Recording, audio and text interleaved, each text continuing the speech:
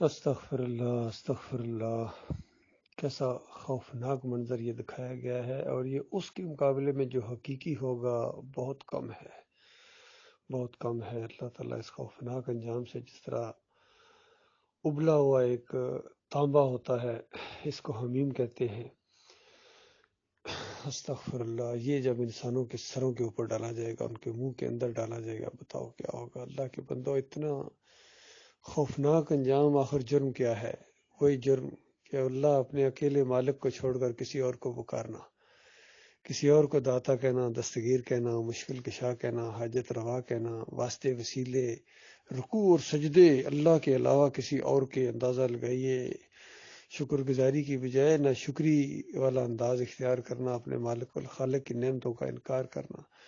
حالانکہ سورہ الرحمن کے اندر کتنی مرتبہ مالک نے اس آیت کو دہرایا کہ اے جن و انسان، تم اپنے رب کی کون کون سی نعمتوں کا انکار کرو گے، کون کون سی قدرتوں کا انکار کرو گے۔ ہر طرف پھیلی، جدھر نگاہ اٹھاؤ اللہ کی رحمتیں نعمتیں بکھری پڑی ہیں، اور توحید کی یہ علامت ہیں، نشانیاں ہیں کہ اللہ اکیلا ہے۔ اس پوری کائنات کا نظام اللہ چلا رہا ہے، یعنی کوئی چلانے والا ہے، ورنہ یہ نظام چل نہیں سکتا ہے۔ اور جس انداز سے یہ چل رہا ہے، یہ بتا رہا ہے کہ وہ اللہ اکیلا ہے، کوئی اور نہیں ہے، ورنہ یہ نظام دھرم برم ہو جاتا ہے۔ اس کے اندر ضرور کوئی نہ کوئی تغیر آتی، تبدیلی آتی، کوئی نقص پیدا ہو جاتا، اس میں افراتفری پھیل جاتی۔ لیکن نظام کائنات صدیوں سے ہم دیکھ رہے ہیں کہ ایک ہی انداز سے یہ چل رہا ہے، صبح کے بعد رات کا آنا، رات کے بعد صبح کا آنا، چاند کا گھٹنا اور بڑھنا، بارشوں کا ایک خاص انداز سے ہونا، دھوپ کا نکلنا، ہواؤں کا چلنا، اور پھر فصلوں کا اگنا، پھلوں کی یہ مارکیٹیں بھری اور کولڈ سٹور بھرے ہوئے، نعمتوں کے ہر طرف بڑی بڑی ہائپر مارکیٹیں، کیا ایسے ہی کر رہا ہے اللہ تعالیٰ؟ تمہیں ویسے ہی کھلایا جا رہا ہے، اس کا کوئی انجام نہیں ہے، کوئی اس کی پوچھ گچھ نہیں ہونی ہے؟ تو اللہ کے بندو، یہ صرف ایمان کا امتحان ہے۔ ایمان کی وجہ سے اس پوری کائنات کو بنایا گیا ہے کہ اللہ اکیلا ہے۔ اور انسانوں میں انبیاء سب سے زیادہ اللہ سے ڈرنے والے ہوتے تھے، اللہ کی عبادت کرنے والے، اور اللہ کے لیے انہوں نے جنگیں لڑی ہیں، اپنے پیاروں کو اس راستے میں شہید کروایا ہے، اور اپنے پیاروں کو کئی دفعہ چھوڑا ہے اللہ کی وجہ سے، کسی کی پرواہ نہیں کی ہے۔ ان انبیاء کو اللہ کے ساتھ شریک ٹھہرانا کہ یہ نور کے ٹکڑے ہیں، یہ بیٹے ہیں، یہ ان کے واسطے وسیلے، داؤد اللہ مجبور ہو جاتا ہے، یہ اللہ کے لاڈلے ہیں اس طریقے سے کہ ان کی ٹالی نہیں جاتی، آپ کی سنتا نہیں ہے، ان کی ٹالتا نہیں ہے۔ یہ کیا مشرکانہ الفاظ ہیں، کافرانہ انداز ہے یہ۔ للہ توبہ کرو، معافی مانگو اپنے مالک اور خالق سے۔ اور جو فرقوں میں بٹے ہوئے ہو، بریلوی ہو تو آج ہی بریلویت کو چھوڑو، دیوبندی ہو تو دیوبندیت کو دفع کرو، اسلام کی طرف آ جاؤ، اہل حدیث اور سلفی ہو تو بالکل ان فرقوں سے نکلو اور ایمان خالص کی طرف آؤ، توحید کی طرف آؤ۔ اور اگر یہ سجدہ تعظیمی کے شرک میں پڑ گئے ہو، شیطان نے تمہیں اس کے اندر ڈال دیا ہے، تو واپس لوٹو۔ اسلام کے اندر کوئی سجدہ تعظیمی نہیں ہے، سجدہ صرف اللہ کو ہے۔ سارے انبیاء اللہ کو سجدہ کیا کرتے تھے، وَخَرُّوا لَهُ سُجَّدًا، وہ سارا کا سارا خاندان اللہ کے سامنے سجدہ ریز ہو گیا۔ یہ ہے سورہ یوسف کی 100 نمبر آیت کی تشریح، جو موحد عالم دین ہر دور میں کرتے رہے ہیں۔ آج کی نئی بات نہیں ہے، اس سے پہلے بھی لوگوں نے کہا ہے کہ یہ مسجود اللہ تھا، یوسف علیہ السلام نہیں تھے۔ اور جن کا ایمان خراب ہوتا ہے، یعنی عقیدہ خراب ہوتا ہے، وہ اس طرح تفسیر کرتے ہیں، یعنی ان کے دماغوں میں شرک ہوتا ہے، وہ اس لہو کی ضمیر کو اللہ کی بجائے وہ یوسف علیہ السلام کی طرف پھیر دیتے ہیں۔ یہ بہت بڑی آزمائش ہوئی ہے، اور اس میں انسانیت، کتنی انسانیت اس میں پہ گئی ہے۔ ان کو ذرا ہوش نہیں آیا کہ دیکھو پورا وہ جو پوری سٹوری ہے، اور زبردست قسم کی سٹوری ہے، سورہ یوسف احسن القصص اس کو کہا گیا ہے۔ تو بتاؤ کہاں سے شروع ہوتی ہے؟ ایک یعقوب علیہ السلام، جلیل القدر پیغمبر، تو ان کے اوپر جتنی نعمتیں ہوئی تھی، بتاؤ ان کو جو نبی بنایا گیا تھا، ان کو علم سے نوازا گیا، پھر ان کو اولاد سے نوازا گیا، بیٹوں سے نوازا گیا، تو یہ ساری نعمتیں کس کی تھیں بتائیے؟ اس کے بعد ان کے بیٹے کو نبی بنایا، اور پھر بادشاہ بنایا۔ پھر وہ ایک مصر کی اپنی ایک داستان ہے، وہاں بارشیں کس نے روکی، کس نے دوبارہ بارشیں کی، اس بت پرستی کو توحید کے اندر، اس ماحول کے اندر کس نے تبدیل کیا ہے۔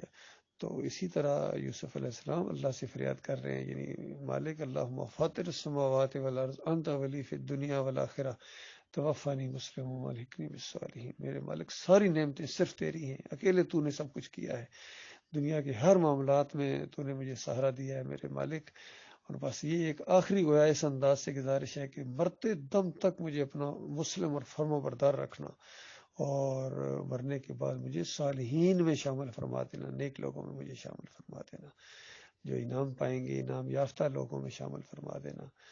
اللہ تعالیٰ غور و فکر کرنے کی توفیق عطا فرمائے۔ سب بھائی اس پر غور کرو، اللہ کے بندو یہ حساب کیسے برداشت کرو گے؟ اس لیے یہ جو باغیوں کے گروپ ہیں 3، ان کو بھی یہی کہا ہے واپس آؤ، بالکل آخرت کی اس انجام کو دیکھ لو، ورنہ تمہاری سری کے ساتھ یہ کچھ ہوگا، کچلا جائے گا، اس انداز سے حمیم ڈالا جائے گا اللہ کے دین کے ساتھ۔ کیونکہ ایسے ماحول کے اندر جب کفر و شرک پھیلا ہوا ہو اور انسانیت کی کوئی رہنمائی کرنے والا نہ ہو، تم آپس میں لڑتے رہو گے، چھوٹی چھوٹی باتوں کو لے کے پہاڑ بنا دیے، رائی کے پہاڑ بنا دیے تم لوگوں نے، اور ڈٹ گئے اس کے اوپر۔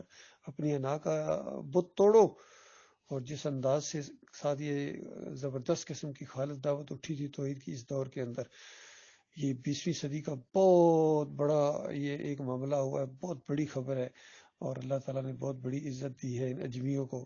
پاکستان سے یہ دعوت اٹھی ہے لا الہ الا اللہ محمد رسول اللہ کی، سارے فرقوں کا رد ہو گیا، بریلویت ختم، دیوبندیت ختم، اہل حدیثیت ختم، سلفیت ختم، صوفیزم ختم، جمہوریت ختم، ایک الہ کی بات ہے، یہ ہے صحیح معنوں میں دین۔ اور جن لوگوں نے کفر شرک پھیلایا ہے ان کی بالکل نشاندہی کی گئی۔ عالم دین آرمی افسر ڈاکٹر مسعود الدین عثمانی رحمۃ اللہ علیہ نے بالکل کسی کی پرواہ نہیں کی، کسی پر چوٹ لگے کوئی ناراض ہو، چھوٹے بڑے کا لحاظ کیے بغیر قرآن و حدیث کی دعوت کو بالکل سامنے لایا گیا ہے، اور پوری طرح ایک امید کی کرن جو ہے وہ بالکل جاگ اٹھی ہے کہ واقعی یہ جب کبھی تبدیلی آئے گی، خیر آئے گی مسلمانوں کے اندر، تو اس ایمان کی وجہ سے، توحید کی وجہ سے آئے گی، رد شرک کی وجہ سے آئے گی، کفر پہ طاغوت کی وجہ سے آئے گی۔ اور یہ کام نہیں کرو گے تو وہی کچھ ہوگا جو ہمارے پاکستان میں ہو رہا ہے، انڈیا میں ہو رہا ہے، کشمیر میں ہو رہا ہے، فلسطین میں ہو رہا ہے، ہر جگہ مار پڑ رہی ہے، اور یہ دوسرے لوگ بھی آپس میں لڑ رہے ہیں، یہ کوئی ضروری نہیں کہ کوئی دین کی وجہ سے لڑ رہے ہو۔ روس اور یوکرین کی جنگ، اور روس اور امریکہ کی معاہدہ رہی، اور یہ سارے آگے پیچھے، یہ سب اللہ کے عذاب ہیں۔ انسانوں، تم نے اپنے مالک اور خالق کے ساتھ غداری کی ہے، وہ تمہیں ایک دوسرے کے ذریعے پٹوا رہا ہے۔